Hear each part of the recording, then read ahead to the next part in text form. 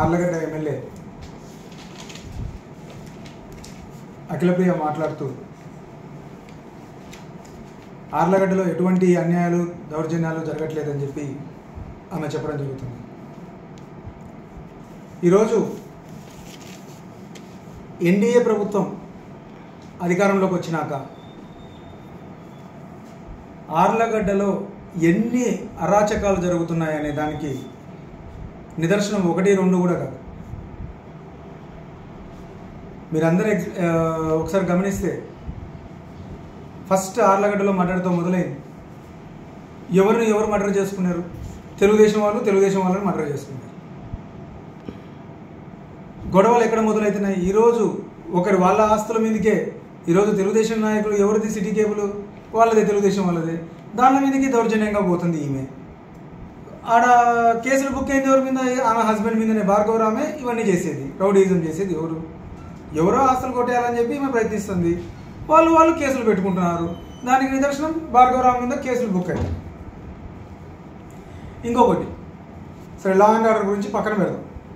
ఈరోజు ఆర్లగడ్డలో ఎటువంటి అరాచకాలు దోపిడీలు చేయట్లేదు అంటున్నారు. ఆమెకి దమ్ముంటే ఈరోజు నిరూపించమని చెప్పి ఏదో ఆర్డీఓని పెట్టి ఇచ్చేస్తానంటారు. ఒక్క మాట చెప్పమనండి. ఈరోజు వసూలు చేస్తున్నారు. ఈరోజు ఇసుక చంద్రబాబు నాయుడు ఒక పక్క ఫ్రీ అంటున్నాడు. మీకు ట్రాక్టర్ ఉంటే పోయి ట్రాక్టర్ తీసుకొని ఇసుక తెచ్చుకోపోండి అంటున్నారు. తెచ్చుకుంటే ఆర్లగడ్డ లోపలికి ఎంటర్ అయ్యేటప్పటికి రోడ్డు మీద నిలబడి 2000 రూపాయలు మాకు అఖిలమ్మకి ట్యాక్స్ కట్టాలి అనే పరిస్థితి వచ్చింది. నీకు దమ్ముంటే ఒకటే, ప్రజలకు ఒక మెసేజ్ చేయండి. ఎవడైనా మా పేరు చెప్పి డబ్బులు వసూలు చేస్తే ఒక్కొక్కరిని కాళ్ళు ఎరగొట్టండి అని చెప్పి చెప్పండి. ధైర్యం ఉందా? 1, 2 ఇంకొకటి అంటారు కారుకూతులు అంటారు. ఎవరు కారుకూతులు కూసేది? ఈరోజు మీరు ఎన్ని మాటలు చెప్పారు? అధికారంలోకి రావడానికి ఎన్ని కారుకూతలు కూశారు? మీరు ఒకటి ఎగ్జాంపుల్ కావాలంటారు. ఈరోజు మేమందరం కూడా ఇలాంటి మంచి పని చేస్తే సహకరించాలని ఎంతో ఆతృతతో వీళ్ళకి ఆమెను ఎంకరేజ్ చేయాలనే చూస్తున్నాం. ఎక్కడే కానీ ఆమెను డిస్కరేజ్ చేయకూడదు అనుకున్నాం. ఈరోజు చూడండి,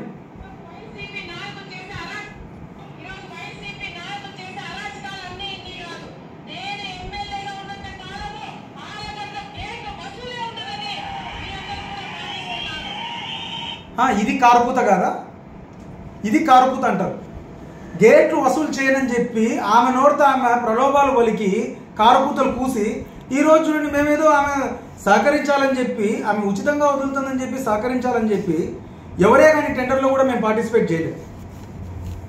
ప్రజలకు మంచి జరుగుతుంది అంటే సహకరిద్దాం అనుకుంటాం. ఇదే మీరు ఇంకొకటి గమనించండి. అహోబిలంలో టోల్ గేట్ ఆ రోజు 40 లక్షలు పెట్టి మున్సిపాలిటీకి వాళ్ళ పంచాయతీకి డబ్బులు వస్తుంటే వాళ్ళు రేట్లు వసూలు చేస్తున్నారు. ఈరోజు ఆడ కూడా మేము ఇలాంటిది ఎందుకు ఏమేదో ఉచితంగా ఇస్తా అంటుంది. టోల్ గేట్ లేకుండా ప్రజలకి బండ్లు పంపిస్తానంటే ఆడ కూడా అందరు సహకరించారు, ఎవరు పోటీకి పోలేదు. మళ్ళీ అదే విధంగా ఎలా అదే రేట్లు పెట్టి అమ్ముతుంది?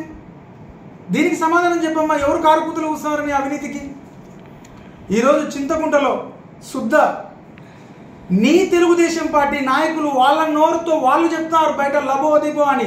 అమ్మ మమ్మల్ని 400 కట్టు, అమ్మ 400 కట్టు అని చెప్పి అడుగుతుందని నిన్న పోయి కొట్టినారు. ఏకంగా తెలుగుదేశం నాయకులనే, మొన్న మీ నాయకులనే కొట్టినారు మీరే. మేమెవరు మీ గురించి ఎంక్వైరీలు చేయట్లే. మీ ప్రభుత్వం, మీ పార్టీ నాయకులే మీరు చేసే అరాచకాల గురించి బయట కోళ్ళకి వస్తున్నారు. మీ ఇంట్లో నీకు ముందు నీకు చెప్పాలంటే, క్లియర్గా చెప్పాలంటే, నీ ఇంట్లో పనిచేసే వాళ్ళే, నీ మనుషులే బయటికి వచ్చి నువ్వు ఎన్ని అరాచకాలు చేస్తున్నావో ప్రజలకి గుచ్చి చెప్తాను. ఎవరో కారుకూతలు కూర్చున్నారంట. మీ ఇంట్లో టోకెన్ సిస్టమ్ పెట్టి నాయకుల్ని లోపలికి రావట్లేదని మేము చెప్తున్నాం. అమ్మా, నీ టోకెన్ సిస్టమ్ గురించి మాకు తెలుస్తుందా? నీ టోకెన్ సిస్టమ్ గురించి నీ ప్రజలే చెప్తున్నారు. మీకోసం చొక్కాలు చించుకొని తెలుగుదేశం నాయకులు పనిచేసిన వాళ్ళు ఈరోజు టోకెన్ తీసుకొని లోపలికి పోయి కలవాల్సిన దుస్థితి పట్టింది వాళ్ళకి. అంటే ఇక మీరు అర్థం చేసుకోండి ఏ స్థాయిలో ఈరోజు తెలుగుదేశం పార్టీ నాయకులకి ఈరోజు ఆర్లగడ్డలో పరిస్థితి ఉందని. ఎందుకంటే నీ కోసం ఎవరు కూడా పనిచేయరు. ఎందుకంటే నువ్వు చేసే అరాచకాలు ప్రతి ఒక్కదానికి డబ్బు. ఈరోజు మేము అనలేదమ్మా నిన్ను ఎక్కడే కానీ నువ్వు కొత్త బండ్లు కొన్నావు, నువ్వు బండ్లు కొన్న నెక్స్ట్ రోజు నుండి ట్రావెల్స్ వాళ్ళు అందరి దగ్గర డబ్బులు వసూలు చేసి నెలకు 5 లక్షలు మాకు ఇవ్వాలి. మేము ఎక్కడ అనలేదే, ప్రజలు అనుకుంటున్నారు. మేమైతే ఎవరితో అనలేదు. ట్యాక్స్ ఇవ్వాలని మేము ఆ మాట మాట్లాడలేదు. ఈరోజు మేము మాట్లాడినామంటున్నావు. మేమెందుకు? నువ్వు ఏ బండి కొనుక్కుంటే మాకెందుకు? నువ్వు 4 కోట్లు పెట్టి కొను, మాకు అవసరం కూడా లేదు. మేమెందుకు అంటాం నీ గురించి? నువ్వు కష్టాజీతంతో సంపాదించుకుంటున్నావు, నువ్వు కొనుక్కుంటున్నావు, నీకు జీతం వస్తుందో ఏదో వస్తుందో అంతే తప్ప మేమేదో అన్నామని ఎందుకంటున్నాం? మేము ప్రజలకు సంబంధించిన ఇష్యూస్ మాట్లాడతాం ఖచ్చితంగా. ఈరోజు ఇసుక, మట్టి ఇలాంటి దౌర్జన్యాలు జరుగుతున్నాయి. ఆలమూరులో ఆపినారు కదా ఇసుక. మీరు ఎర్రమట్టి ఆలమూరులో ఫారెస్ట్ ఏరియాలో మట్టి తీలే.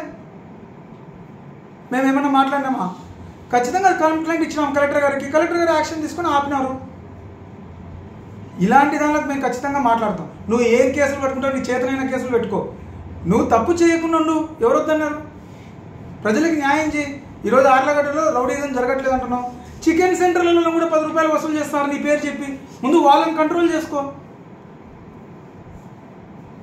మళ్ళీ నేను ఆ పేరు చెప్పాలన్నా లేకపోతే ఎవరు వసూలు చేస్తున్నారో మీకు తెలిస్తే మీరు ఆపుకోండి వాళ్ళని పిలిచి. ఇంకా ఎన్ని ఘోరంగా మీ గురించి మాట్లాడుతున్నారు తెలుసా? విద్యా కమిటీ చైర్మన్లకు కూడా డబ్బులు అడిగి తీసుకొని కమిటీలు వేస్తున్నారు అంటున్నారు. ఇది నిజమో కాదో తెలియదు మాకు కూడా. నువ్వే ఎంక్వైరీ చేయి. ఆర్డీఓతో కమిషన్ వేయిస్తా అంటున్నావు. సిబిఐ ఎంక్వైరీ వేయించుకో దీని మీద. ఫీల్డ్ అసిస్టెంట్ మార్చడానికి అంటున్నారమ్మా. నీ గురించి ఎంత చెడ్డగా చెప్తున్నారో అసలు ఆలోచించు. దాని మీద కూడా సిబిఐ ఎంక్వైరీ వేయించు, ఎవరైనా అట్లా వసూలు చేస్తున్నాడా అని. ఆర్డీఓ రేంజ్ సరిపోకపోతే అంత పెద్దగా వేసుకోండి. ముందు ప్రజల దగ్గర నుండి బయటకు వస్తుంది ఇది. ఏ నాయకులు మాట్లాడట్లే నీ గురించి. దయచేసి ఇప్పుడైనా చేసేవన్నీ మానుకొని, ఎవరైనా మీ వాళ్ళు మానుకోకపోతే మానిపించు. ప్రజలకు న్యాయం చేయండి. అందరూ ఎంకరేజ్ చేస్తారు. ఇప్పుడు రేపు నుండి గేట్లు క్యాన్సిల్ చేయి.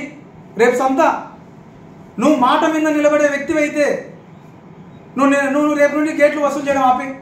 నువ్వు చెప్పావు కదా మాట, నేను 5 సంవత్సరాలు ఎమ్మెల్యేగా ఉన్నంత వరకు